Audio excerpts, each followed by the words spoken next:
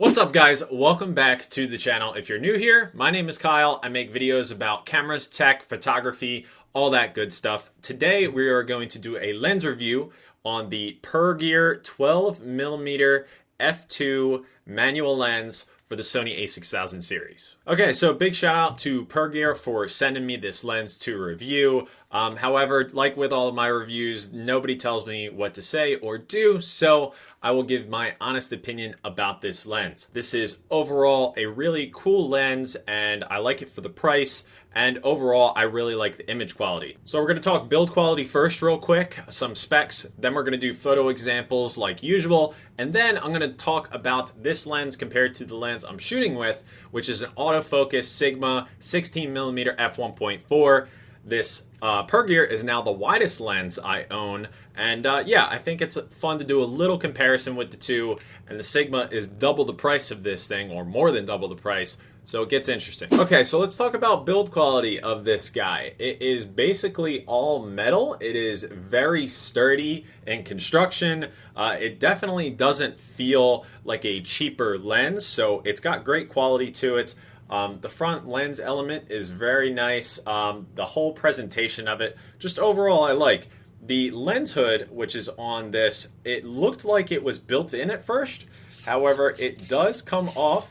It was extremely tight when I first got it, but there it is with it off, and it's a pedal style, which usually wide lenses have a pedal style lens hood. This lens runs about $165 on Amazon right now. I'm sure you could find it cheaper if you buy it used. The filter thread on this is 62mm. The aperture ring is on the inside where it should be, which is kind of different. It has like these notches in it, so it's not like any other aperture ring I've ever seen on a lens. However, the focus ring is more of your standard kind of focus ring with little ridges.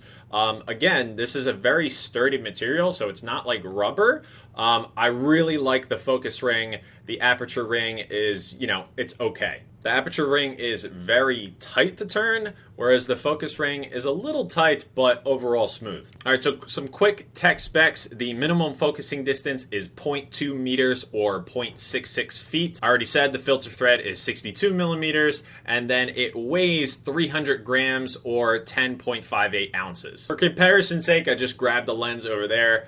This is the Pergear 12mm next to the Sigma 30mm f1.4. The 12mm is smaller than it.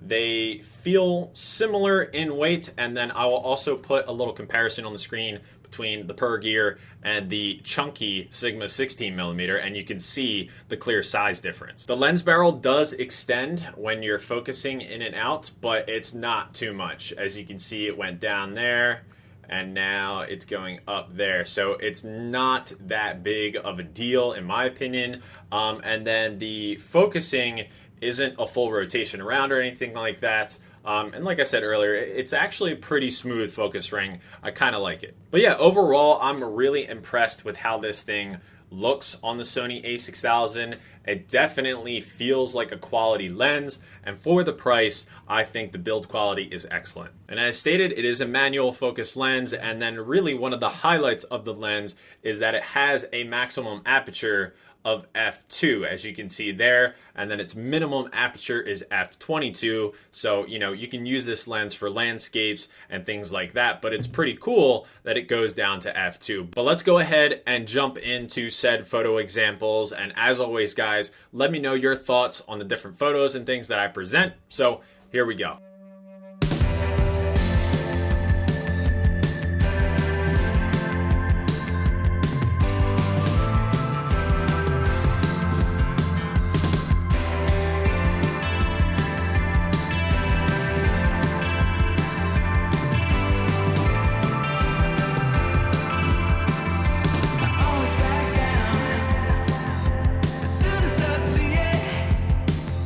The risk of being seen as the idiot.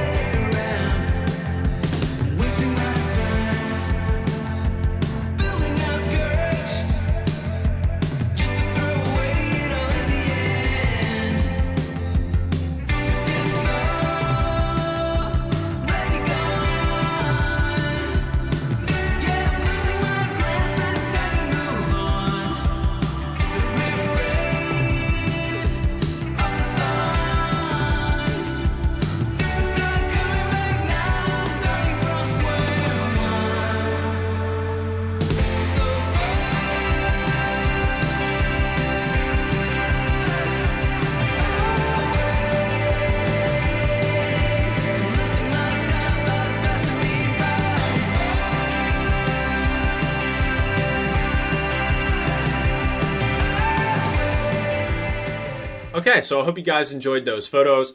I've really enjoyed my time using this lens. It's definitely different for me personally. As I said, the 16mm Sigma is the widest lens I've used on a Sony a6000 or 6100 before. And so it's interesting to get that wider perspective.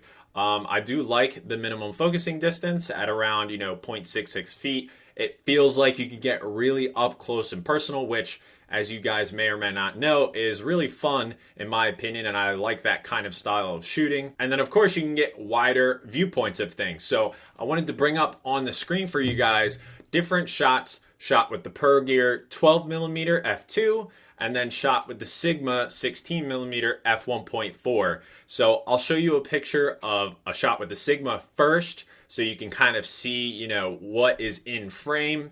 And then here is the same area, but with the Pergear 12mm. So you can see that 4mm difference is, a wider shot of what is shown. Also, if you're wondering, I'm going to do a quick flip. So right now we're on the Sigma 16mm at f1.4. So we have kind of a blurry background and a wide view, so to speak. So I'm going to switch to the Pergear in 3, 2, 1. And then here is the Pergear.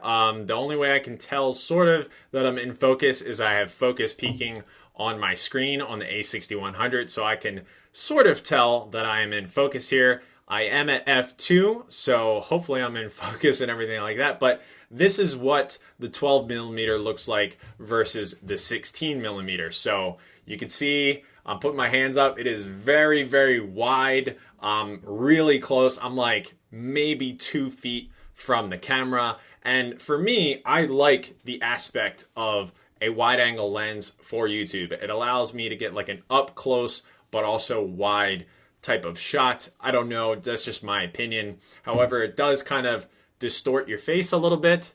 As you get closer, you can see it like bows your face, but it's all what your preference is in terms of YouTube and things like that. But I just wanted to show you guys what the 12mm looked like versus the 16mm in video form. Now, a couple of things that I did notice with this lens is that it's not the sharpest lens in the world. And, I think it is sharp, perfectly sharp enough for $165. I think the quality overall was very pleasing to me. It doesn't suffer from anything too much, in my opinion.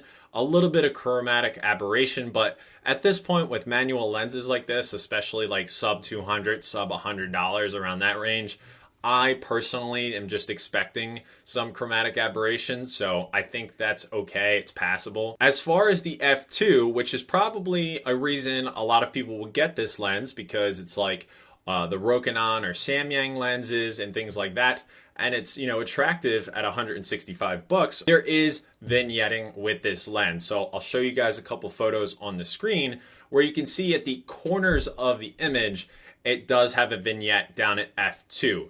You would have to move up a little bit, f2.8, to somewhat get rid of that.